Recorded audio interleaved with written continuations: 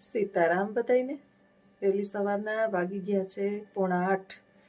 ઉઠી ગઈ, ચા મૂકો. આજે પરમ શાંતિ એવી નીંદર કરી કે કોઈ ઉઠાડવા વાળું હતું નહીં. પહેલી વખત એટલી 7:45 ને 5 થઈ, 8માં 10 જ મિનિટની વાર છે. 7:30ની નીંદર ઉડી ગઈ હતી પણ પડી રહી. ઉઠી, હવે બ્રશ કર્યું અને ચા મૂકો.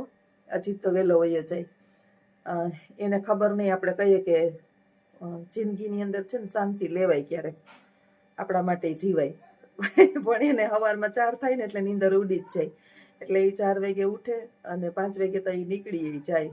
ભલે એ ખેલે એસટીએ જાય, રેલવે સ્ટેશને જાય, કૂતરાઓને ખવડાવે, ગાંડા ખેલાવને ખવડાવે, એનું કાર્ય છોડતો નથી.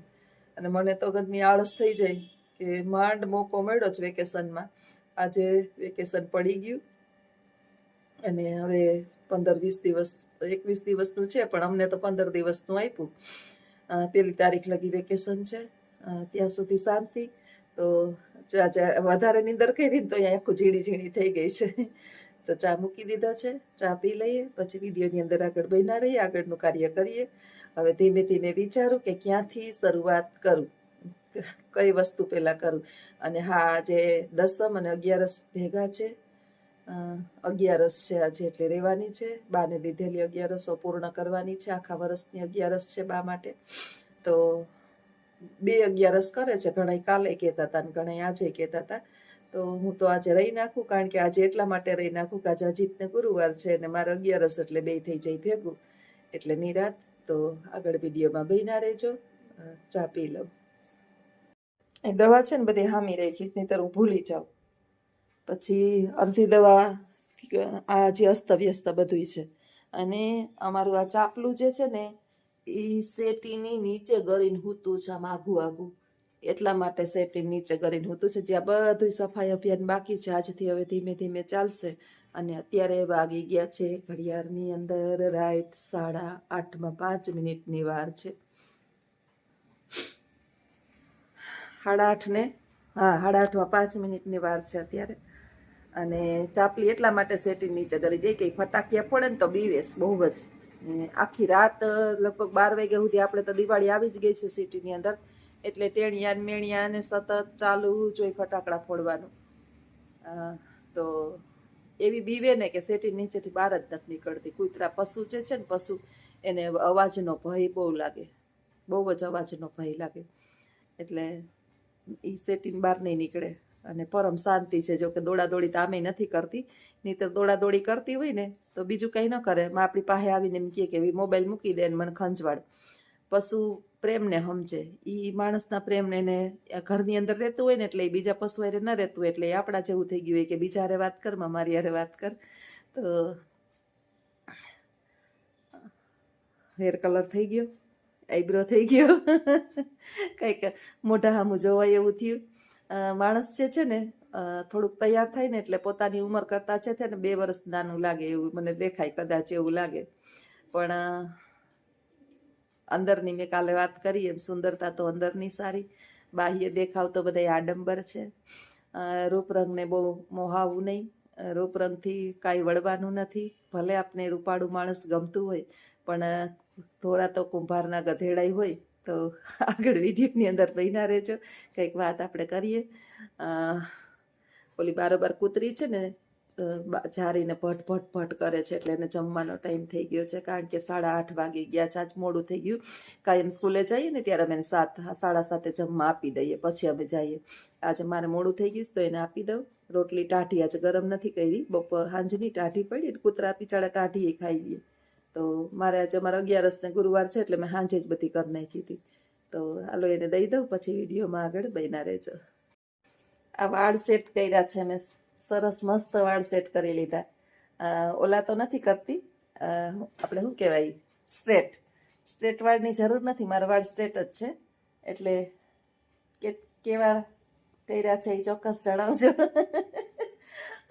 ઓલા મારા બ્યુટી પાર્લર વાળા બેન કે બેન તમારે કે છે ને વાળ થોડાક નીચેથી કટિંગ કરી અને થોડાક સરખા સેટ કરી નાખો, એટલે તમે જે અંબુડી વારો છો ને ના વારો અને પોની વારતા થઈ જાય. તો આટલા સરસ થોડાક કાપી નાખ્યા અને સેટ કરી નાખ્યા. અને મને ગઈમાં કે ક્યારેક આવા પોની વારીએ તો હારા લાગીએ શાળાએ જતા હોય તો. હવે ધરાર જે છે ને મારી પાછળ બધા અમારા બ્યુટી પાર્લર વાળા બેન બહુ જ મને ખીચાય કે બેન કેવાય કે તમે 3-3 4-4 મહિને કે આવો હતી કે ભગવાને કે દિવસ દીધો તો કંઈક વ્યવસ્થિત તૈયાર થઈને રહેતા હોય તો ઠીક છે હાલો આવીશ જે હોય એ, પણ આપણા માટે આપણે થોડુંક વ્યવસ્થિત તૈયાર થવું જોઈએ. અને બીજું હવે જે છે ને એક દિવસ કટલેરીની દુકાને જવું પડશે, બીજું કાંઈ લેવાની ચાંદલા નથી મળતા, ક્યાં મુકાઈ ગયા ઈ. અને મને તરત જ કહે કે બેન ચાંદલો હજી કેમ નથી કરતા. આજે આપણે વાત કરીએ કે એક સરસ મજાનો અમારે ભણવાની અંદર પાઠ આવે છે નાના બાળકોને 10મા ધોરણની અંદર સંસ્કૃતમાં આખો પાઠ આવે છે. આખો પાઠ સંસ્કૃતમાં જ છે એટલે વિદ્યાર્થીઓને સંસ્કૃતની સાથે હું ગુજરાતીનું ટ્રાન્સલેશન કરતી જતી હોય, ભાષાંતર. કે દુર્ઘટના બને કોઈ પણ જગ્યાએ તો એ દુર્ઘટના જે છે એ બની તો જાય છે, પરંતુ માણસ એને મગજની અંદર રાખતો નથી. આપણે એમ કહીએ ને કે જ્યાં સુધી માણસ ભંગાય નહીં ને ત્યાં સુધી એને સમજણ પડતી નથી. કહેવાની વાત એટલી છે કે કોઈ પણ સમયે દુર્ઘટના બને તો 3 એના સાક્ષી હોય. તો આપને વિચાર આવે કે કોણ 3 એના સાક્ષી હોય?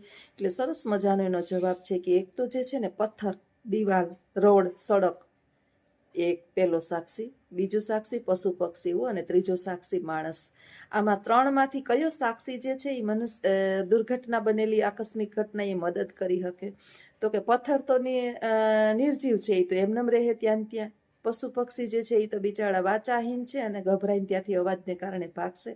હવે તો ત્રીજો રહ્યો માણસ. જો દુર્ઘટના બને અને માણસ પણ મદદ ના કરે, મેં હમણાં પાઠનું કાલે છે ને હું પુનરાવર્તન છેલ્લો દિવસ હતી ને તો પુનરાવર્તન અમારે ચાલુ હોય તો હું કરાવતી હતી ને ત્યારે મને યાદ આવ્યું કે માણસ પણ મદદ ના કરે અને મોબાઈલ લઈને વિડીયો શૂટિંગ, મારું જ કામ છે વિડીયો શૂટિંગ કરવાનું, પણ ક્યાં વિડીયો શૂટિંગ કરવો ને એટલી આપણે અકલ હોવી જોઈએ. અત્યારે જે છે તમે જુઓ કે મીડિયાવાળા ગમે ત્યાં ગમે એ બન્યું હોય ને એને કેમેરાની અંદર કેદ કરી લે, કારણ કે એને TRP વધારવી હોય.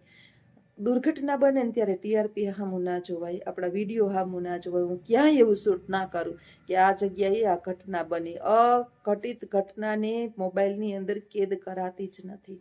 માણસ કઈ હાલતમાં હોય, અકસ્માત થયું હોય, એના કપડાની હાલત કઈ હોય, એની પોતાની પરિસ્થિતિ કઈ હોય, કદાચ આપણા પ્રયત્નને કારણે એને ક્ષતિ થોડી ઘણી પહોંચી હોય તો એને જીવતદાન મળે, આપણે તરત જ એને મદદ કરવી જોઈએ.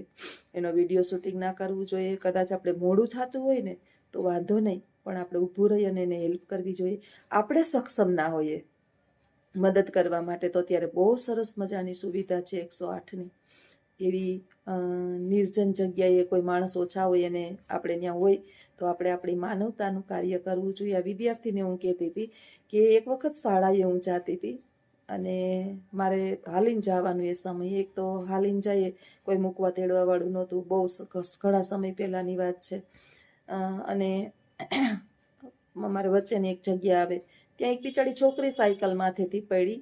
હવે પડી તો પડી, હવે એમને ડરી ગઈ એકદમ.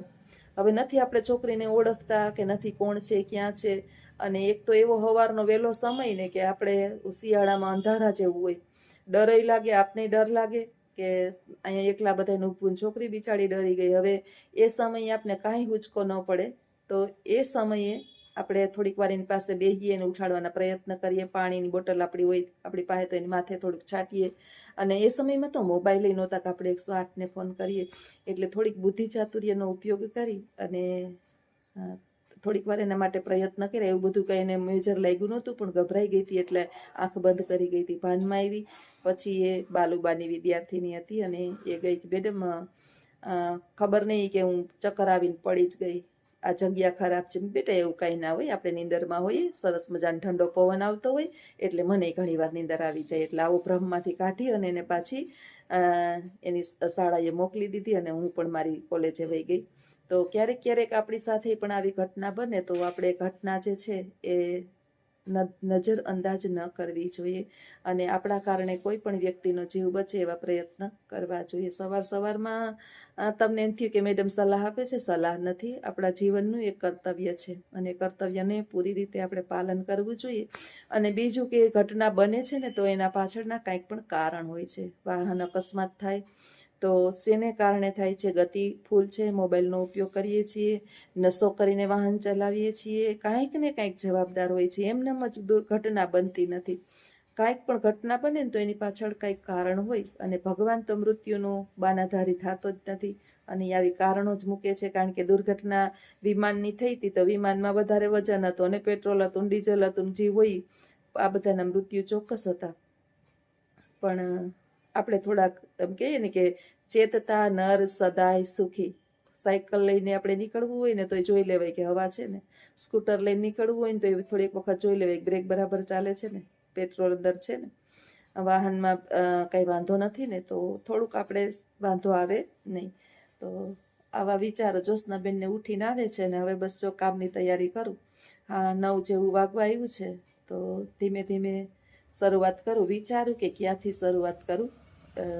11 12 અને બસ 13 ધનતેરસને દીધું તહેવાર ચાલુ થઈ જાય. આમ તો આજથી જ તહેવાર ચાલુ થઈ જાય. થાય એટલું કરીએ ને પછી દિવાળી પછી કરશું. તો આવજો બધાય. સીતારામ.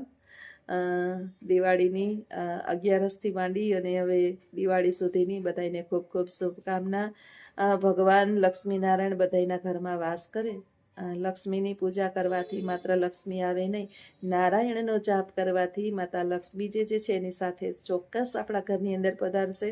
એટલે લક્ષ્મીનારાયણ ભગવાન બધાના ઘરની અંદર વાસ કરે એવી પ્રભુ પાસે પ્રાર્થના. આવજો. સીતારામ.